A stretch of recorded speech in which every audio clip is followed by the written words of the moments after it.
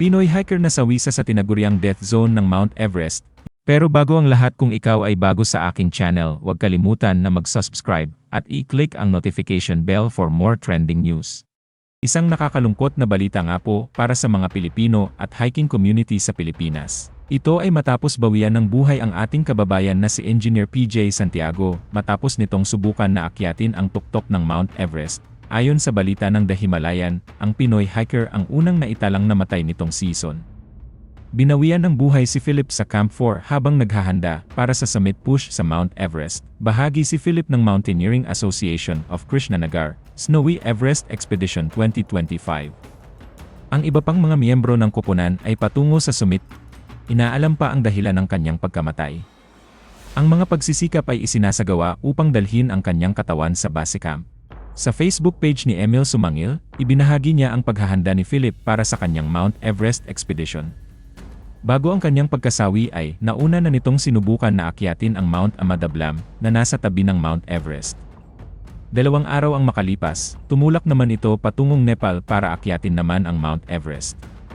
Kasama niya ang pamangkin si Carl Miguel Santiago na mananatili naman sa base camp. Si Philip ang ika-8 Pinoy na umakyat sa Mount Everest. Bago sumakay ng eroplano papuntang Nepal, umaatikabong yapusan muna ang inabot Philip at pamangkin na si Carl sa terminal mula sa kanilang pamilya, mga kaibigan at iba pa. April 15, Martes Santo ang unang araw ng kanilang pag-akyat sa Mount Everest. April 22 nagtungo na sa base camp ang team ni Philip.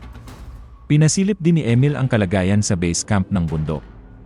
Dito ay pinagdiwang pa ni Philip ang kaarawan ng kanyang ina kung pinagsaluhan nila ang birthday cake para sa kanyang ina. April 30 nung umalis na ang buong expedition team para sa kanilang rotation, habang tinatahak ang Kikumbu Ixifol Glacier, pabalik sa base camp biglang bumulusok ang gabahay na sukat ng avalanche o bultong tipak ng niebe. Sa mabuting palad ay nakaligtas sila. We're back here at base camp. Kung makikita nyo, medyo busted ang mukha natin. Going down sa Kumbu Ice Fall, medyo inabot tayo ng konting avalanche. As you can see, medyo busted yung mukha natin tsaka katawan, but walang problema. We've been checked by doctors and everyone and we're good to go. We're okay. At kahapon lamang ay umabot na sila Camp 4. Ang pinakahuling camp bago maabot ang summit o pinakatuktok ng Mount Everest.